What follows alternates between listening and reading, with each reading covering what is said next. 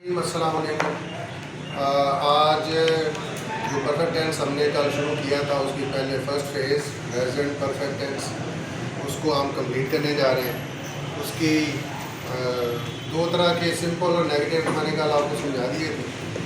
आज उसके इंट्रोगेटिव और नेगेटिव इंट्रोगेटिव दोनों यानी मिक्सअप जो फिक्रा होते हैं वो आपको समझाते हैं आप उसको हमने कैसे करना है। तो लेट्स स्टार्ट। प्रेजेंट परफेक्ट, इसमें आप देखें तो आपको पता ही है कि पहले जो हम दो टेंसेस जो हम कर चुके हैं, ठीक है, एक इंडेफिनिट और दूसरा कंटीन्यूअस। उसमें हालतें तीन हैं। जो प्रेजेंट पास्ट और फ्यूचर है वो उसकी जो फेजेस होती हैं वो हालतें हैं जो उसकी जिन हालतों में वक्त पाया जा सकता है वो तीन तरह की हालतें हैं। एक प्रेजेंट है, हाल है, एक पास्ट है, माजी, और थर्ड वन इज़ फ्यूचर या मुस्तकबिल। तो वो 6 टेंस नहीं हो गए, टेंसेस आपके दो हो गए। तो एक थर्ड हम कर रहे हैं यानी इंडेफिनेट आपका हो चुका है और कंटिन्यूस, उसमें तीन हालतें। इसका मतलब है कि 6 तरह के आप जो है वो कर चुके हैं। अब हम करने जा रहे हैं जो परफेक्ट टेंस। उसमें पहली हालत जो है परफेक्ट की वो है प्रेजेंट परफेक्ट। उसमें भी दो तरह के सेंटेंसेस कल मैंने समझा दिए थे, सिंपल जो फिक्रात हैं और नेगेटिव। तो जो सवालिया फिक्रात होंगे या इंट्रोगेटिव जो होंगे वो उनकी शक्ल कैसी हो सकती है आपको पता ही है, इसीलिए तो मैंने ये रिकॉल करवा रहा हूँ आपको कि उसमें क्वेश्चन होता है, जो एक्शन होता है उसके बारे में सवाल होता है।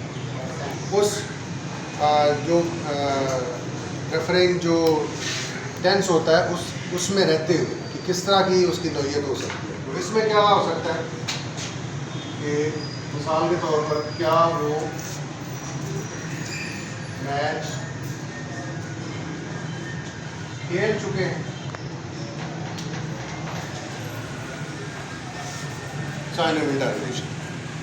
ठीक है, क्या वो मैच खेल चुके हैं। या दूसरी तरह भी आ सकता है, क्या उन्होंने मैच खेल लिया है। तो वही है सिंपल, आप क्या को बोले वो मैच खेल चुके हैं, आप सिंपल ये ऐसे करें वो मैच खेल चुके हैं। वो मैच खेल चुके हैं तो आपने सबसे पहले तो सब्जेक्ट देखना है कि वो है, और वो की अंग्रेज़ी कैसे आएगी आपको पता कैसे चलेगा कि वो की इंग्लिश ही लगाएं, शी लगाएं या दे लगाएं। तो वो सबसे आखिर पर आ जाए उर्दू में आखिर पर आएंगे तो चुका है होगा तो ही आ जाएगा, अगर चुकी है तो शी आ जाएगा, क्योंकि चुकी जो है छोटी ये आ गई तो मुअन्नस है, मुअन्नस के लिए शी आ जाएगा लड़की के लिए। और अगर जमा है तो फिर चुके हैं आ गया और चुके लफ्ज़। तो दोनों से आपको पता चल जाना चाहिए मेरे ख्याल में। आप मैट्रिक के स्टूडेंट्स हैं या इंटर के, तो आपको पता होना चाहिए कि ये जमा का फिक्र है, प्लूरल फॉर्म। तो क्या वो, तो वो की इंग्लिश है दे। सबसे पहले आप दे लगा लें, दे। अच्छा, खेलना उसके बाद क्या आता है, मेन वर्ब आता है। मेन वर्ब SVO, सब्जेक्ट तो आ गया, उसके बाद दी यानी वर्ब आएगा, एक्शन। वो क्या है, खेलना। यहाँ पर खेलने वाला काम हो रहा है, ठीक है। तो खेलने की क्या इंग्लिश होती है, ये मैंने क्या कहा था कि परफेक्ट टेंस में कौन सी फॉर्म इस्तेमाल होती है, थर्ड फॉर्म। तो प्ले, ये प्ले आ गया, ठीक है। तो इसके साथ ईडी आप लगा देंगे तो प्लेड होता है, प्ले प्लेड प्लेड। सेकंड भी प्लेड और थर्ड फॉर्म भी उसकी played. They played the match. अब मैच जो है ना ये है मफूल, जो खेला गया। दे प्लेड द मैच, ये है सिंपल फिक्रा, उन्होंने मैच खेला, उन्होंने मैच खेला या वो मैच खेल चुके हैं। ये दोनों तरह से हो सकता है, समझ लगी जी सर। अच्छा, तो अब इसको जब हमने करना है सवाल नहीं, मैंने ये कौन सा फिक्रा लिखा है, ये है सेकंड फॉर्म बन गई किस फिक्रे के हिसाब से। मैंने हैव हैड तो लगाएंगे, तो आपने मुझे टोका क्यों नहीं, जनाबे वाला दे प्लेड द मैच, उन्होंने मैच खेला आखिर पर अलग, ये तो पास्ट इंडेफिनिट टेंस का फिक्रा बन गया। हाँ ये होना चाहिए था कि they have played the match, लेकिन उस सूरत में ये टी जो है ना बड़ी आएगी सिंपल फिक्र। मैंने इसको इसलिए लिखा है आपको समझाने के लिए। तो हमने ये हैव जो है ना, ये हैव जो है इसको उठा के शुरू में ले आना और इसका एज बड़ा हो जाएगा। मिसाल के लिए मैं पहले आपको बता देता हूँ कि ये कैसे होना है। इसको आप छुपा दो। ये है आपका simple paper, they have played the match, वो मैच खेल चुके हैं। ठीक, जब आपने उसको बनाना है क्वेश्चन फॉर्म में, क्वेश्चन इंट्रोगेटिव फॉर्म में आपने इसको लेके आना है, तो फिर क्या होगा, ये जो हैव है ये यहाँ लिखने की बजाय इसको आप शुरू में ले आएंगे और इतनी सी इसमें पंक्चुएशन थोड़ी सी आपने उसमें तब्दीली लानी है। ये जो बड़ा टी था इसको आपने स्मॉल टी से, हाँ और क्या होगा, ये क्वेश्चन मार्क आ जाएगा। इतनी सी बात है, ये मैंने आपसे समझाने के लिए कि वरना तो मैं वो सीधा सीधा भी करता था कि हैव को पीछे शुरू में ले आए, उसके बाद सब्जेक्ट जो है वो ले आए, फिर थर्ड फॉर्म और आगे पर मफूल या कम्प्लीमेंट या कमेंट जो भी होता है सिंपल। ये तो आ गया ये बात। उसके अलावा आप करेंगे हम नेगेटिव इंट्रोगेटिव इकट्ठे, नेगेटिव और इंट्रोगेटिव जिसमें दोनों चीज़ें आए। मिसाल के तौर पर क्या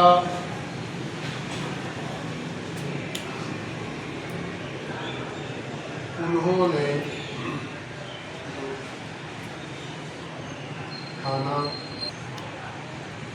पकाया, चलो हम नहीं पकाया है, ठीक है भी साथ में लगे, फिर ही वो होगा कि ये काम हो चुका है। क्या उन्होंने खाना नहीं पकाया है, सिंपल। ये उन्हों जो है इसकी अंग्रेजी क्या है, दे, दे। वो साजे तो फिर ही होता है या शी होता है। जब उन्हों आ जाए ना या उन, तो उसका मतलब दे होता है। जो दूर है तो उसको आपने ये थोड़ी कहना तो दे है तो उसको हम सॉरी उन्हों है तो दे। वो है दूर होगा तो फिर हम उसको ही बोलेंगे या शी बोलेंगे। वो दूर है ना, उसी तरफ इशारा करके हम बताएंगे ही इज़ माई फ्रेंड। अगर यहाँ खड़ा होगा तो आप दिस इज माई फ्रेंड, तो दूर है, थोड़ी दूर है, आप उसकी तरफ इशारा करके बताते हैं ही इज़ वो। यहाँ खड़े को तो नहीं कहना कि वो, ये होता है उर्दू में भी आप कहेंगे तो ये होता है नज़दीक वाले के लिए, वो होता है दूर वाले के लिए। तो अगर ज़्यादा बंदे खड़े हैं तो आज आप ये नहीं करो वो, हाँ वो जमा के लिए भी आ सकता है, लेकिन उन्हों वो से ही उन्हों बोले बनेगा, क्योंकि उन्होंने बुलाया है। ज़्यादा बंदे हैं, उन्होंने आपको बुलाया तो आप कहेंगे उन्होंने बुलाया है, या कहेंगे कि वो ने बुलाया है।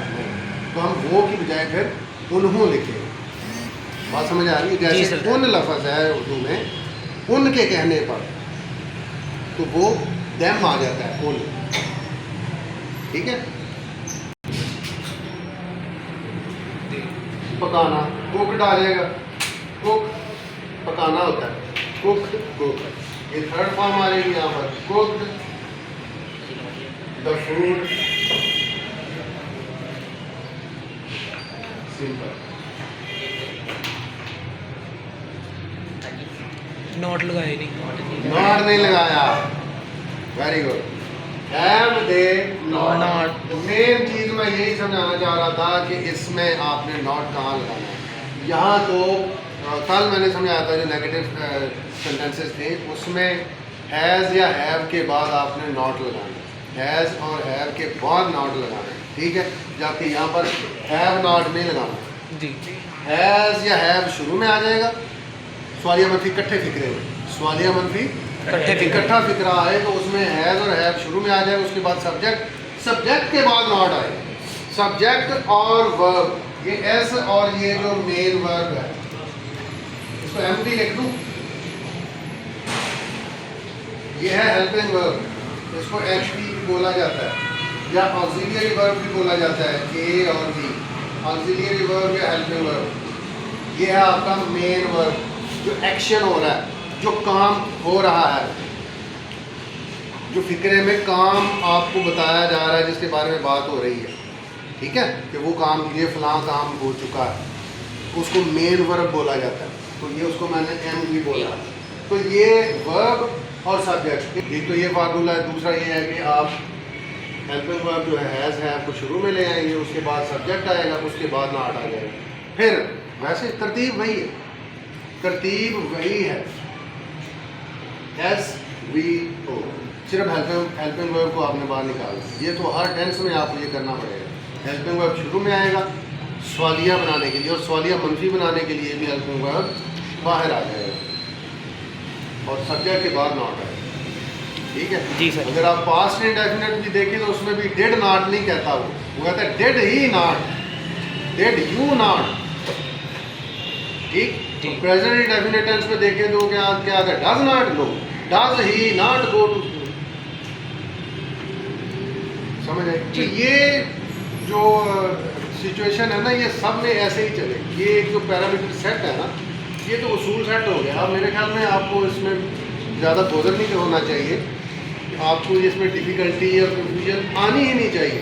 ये नॉट कहाँ पे लगाना है, ठीक है। पहले एक दो जो आपको हालतें और टेंसेस मैंने समझाए, उसके बाद आपको ये ऑटोमेटिकली आ जानी है। सिर्फ प्रैक्टिस रह जाती, या हल्का फुल्का जो आपको जो टच है ना, वो बता दे दे तो आपको समझ आ जाए कि हाँ किस तरह से किया जाता है। हैज़ है आपको बाहर निकाल देना है, उसके बाद सब्जेक्ट, उसके बाद नॉट, और फिर विल बी थर्ड फॉर्म, आखिर पर मफूल। हाँ, आखिर पर at the end of the sentence question mark. Question mark नहीं डालेंगे तो आपका फिक्रा तो सही नहीं रहेगा, ग्रामेटिकली आपका फिक्रा सही नहीं रहेगा। क्यों नहीं रहेगा? क्योंकि आपने पंक्चुएशन जो है ना आपकी वो गलत होगी, पंक्चुएशन मार्क आपने सही नहीं लिखा। तो आप उसको बता रहे हैं कि आपने सिंपल फिक्रा लिखा है। No, it's interrogative, negative interrogative mixed up sentence. ठीक है, तो इसको आप खुद से भी कुछ सेंटेंसेस जो है वो ट्राई करें, उनको फिर आप उनकी प्रैक्टिस करें, तो इंशाल्लाह ताला आपके लिए ये कोई इतना बहुत ज़्यादा जो है ना वो खौफ का बायस या बड़ा मसला जो है ना, कोई चिंता मसला नहीं रहेगा। तो फिर आपको वीडियो पसंद आई हो तो लाइक शेयर कीजिएगा। Thank you very much.